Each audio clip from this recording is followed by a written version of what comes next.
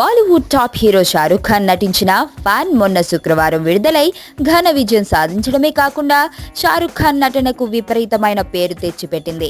ప్రపంచవ్యాప్తంగా కోట్లాది మంది అభిమానులు ఉన్న షారుఖ్ సినిమా విడుదలయ్యింది అంటే అది అతడి అభిమానులకు పండగ వాతావరణమే. అయితే ఇన్ని కోట్ల మంది అభిమానులు ఉన్న షారుఖ్ ఖాన్ పవన్ కళ్యాణ్ స్టామినా ముందు ఒక విషయంలో నిలబడలేకపోవడం ఆశ్చర్యకరమైన విషయం.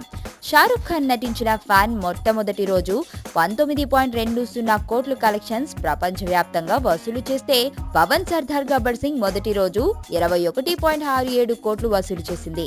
దీనిని బట్టి చూస్తూ ఉంటే Pawan Sardaar first day collections హవా ముందు షారుఖ్ ఫ్యాన్ నిలబడలేకపోయిందా అని అనిపించడం సహజం. అయితే షారుఖ్ ఖాన్ ఫ్యాన్ మూవీకి వచ్చిన విశేష స్పందనతో ప్రపంచవ్యాప్తంగా ఈ సినిమా కలెక్షన్స్ రికార్డులను తిరిగి వ్రాస్తూ ఉంటే, సర్దార్ తెచ్చుకున్న ఘోరమైన ఫ్లాప్ టాక్ తో ఈ సినిమాకు రెండవ రోజు నుండి కలెక్షన్స్ విపరీతంగా డ్రాప్ అయ్యాయి.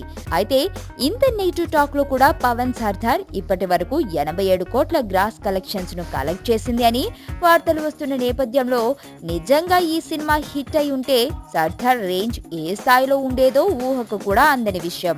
ఈ వార్తలు ఇలా ఉండగా, ఫ్యాన్ సినిమాను ప్రమోట్ చేస్తూ షారుఖ్ తాను దేశభక్తుడిని అని చెప్పుకోవాల్సి రావడం చాలా బాధాకరం అని సంచలన వ్యాఖ్యలు చేశాడు.